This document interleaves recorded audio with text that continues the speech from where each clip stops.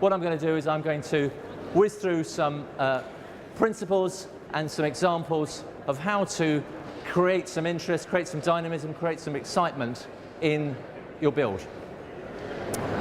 So I've got a whole number of items here, but before I kick into that, what I would say is the most important overarching and overreaching point is that whatever you're trying to do, whether you're trying to give it wow factor, whatever that is exactly, whether you're trying to find a great idea, those ideas should never, ever, ever, ever, ever be for their own sake. All of the examples I'm going to show you, some of them are very exciting architecturally, some of them are very interesting, some of them give great dynamism and excitement, but none of them are for their own sake. They all achieve something. The most important thing about design is that it should work. I said this morning, I'll say it again now. The phrase, it's very well designed, but it doesn't work very well, is hateful as far as I'm concerned. If it doesn't work very well, it's rubbish. Rubbish design. Design requires, primary requirement is that it works. So everything should be driven by the function. Everything should be driven by how you want your building to work, in whatever way, in terms of internal circulation, exterior, whatever. Function is the driver for all of these things, and the wow factor must always come from the function, from what you want your building to achieve. So, have to start somewhere. I'm going to start with double height space. Double height space means where you have, instead of having a floor and a ceiling immediately above you, you've got 2 floors worth of height above your head. So you've got a double story of height above your head. It creates very, very exciting space because it's unusual. We're all used to rooms being so high, and you go into a room that's twice as high, and it's uplifting and exciting, and I'll show you some examples. This was a project I did right at the beginning of my career. I think this was done in 1992, 93. And this was a house, this was the kitchen inside a house. Now the interesting thing about this house is that the various restraints around the site meant that we couldn't get any windows in any of the walls. All the daylight had to come down from above. So it meant that we were getting voids in the first floor, and that meant bringing light down from above. But it didn't make exciting space. You can see here the hob was in this area, the cooker hood was here, and we built this huge duct to really emphasize the height, and it made for much more exciting space. Above your head in the kitchen, there's a bridge taking you from the landing to one of the bedrooms. Really interesting and exciting space. Elsewhere in that house, you can see how the light was pouring down. Another really important element of double height space is it gives you the opportunity to do what we call multiple readings. If you see a house, if you see the interior of a house as you come in the front door, and you go up the stairs and you see the same space again from a different angle, it's a multiple reading of that space, and that gives you a much more interesting and much more spacious effect. The effect is that the house feels much larger and more impressive. Here's another kitchen. This kitchen isn't quite so exciting looking. It's, you know, got a reasonable ceiling height. This was actually in a lower ground floor in a townhouse. But at the end, here you can see all this glazing. You can see it disappearing up there. At the end, the floor is removed at the end of the upper ground floor in these lovely rooms, creating this sort of internal balcony.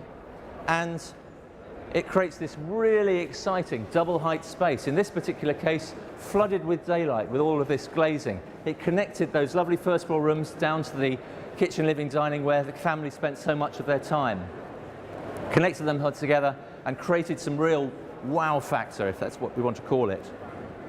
On the outside, that building, you can see the glazing here, and behind there's a sort of curving staircase behind that's quite sculptural.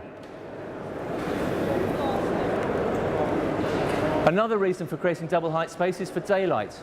In this basement conversion, or basement extension if you like, this living room would have been really quite gloomy and claustrophobic, but by removing a bit of the ground floor, we've allowed daylight to pour down from the ground floor, from the windows of the ground floor into the basement, making this really funky living space, make it feel uplifting. So that double height space is really contributing to the excitement and wow factor of that house.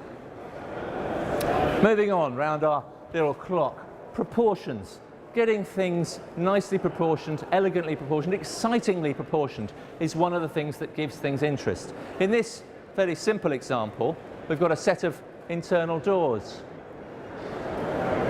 A lot of people would simply have put a pair of standard internal doors in there. If you'd asked the builder, I'd like some double doors in there, they'd have got some double doors off the shelf and built them, and the top of those doors would have been about here.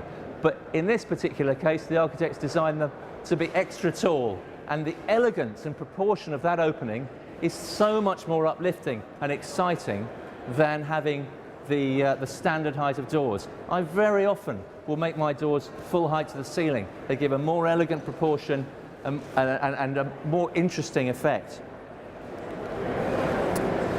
Going through those doors, you can see again this architect's used double height space in here, staircase coming up into a lovely daylit area with some feature lighting, and then a balustrade from the landing in a similar way to that first project I showed you.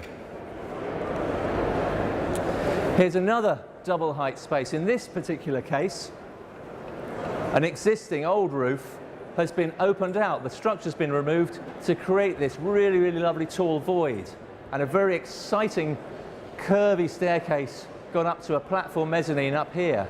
There's all sorts of things you can do in tall spaces, and it creates some real excitement. It would have been very, very standard to have put a floor in here and had 2 rooms, but not nearly so much wow.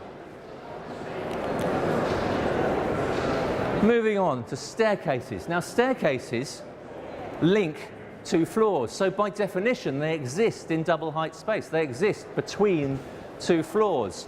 So very often using staircase spaces for double height gives you that opportunity to use the very tall space, but also to do something very sculptural inside them. Staircases don't need to be boring. They can be really exciting, and they are an opportunity really to go to town and to create a fantastic feature. Here's an example of a staircase. Now, this particular one, the staircase comes up from the ground floor to a landing and then goes back up and then round. So it creates a sort of zigzag effect.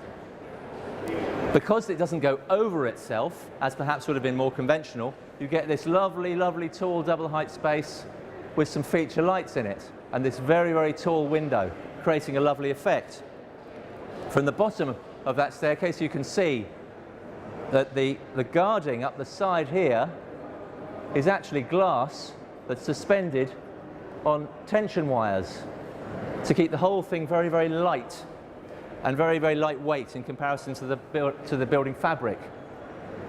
It's actually a reasonably simple construction, this staircase, just 2 timber stringers, a folded metal tread fixed to the next one, fixed to the next one, fixed to the next one, and then carpet going up the stairs.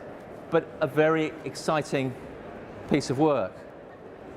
It's also made exciting by the detail. In this particular case, you can see the detailing of the support bolt that clamps the glass to the stainless steel cable, the detailing of the carpet with the underlay wrapped in a coloured felt, and a very, very thin, deliberately thin tread. All of these things enhance the effect of this staircase. This staircase is in fact entirely supported on stainless steel tension wires. There's 72 of them, very, very fine wires. You can just about see them here, and they come down and they fit into the tops of each of these treads with these little tensioners underneath. It creates a very, very lightweight effect, a real centerpiece for this particular project. Something, again, very sculptural, very exciting, very lightweight.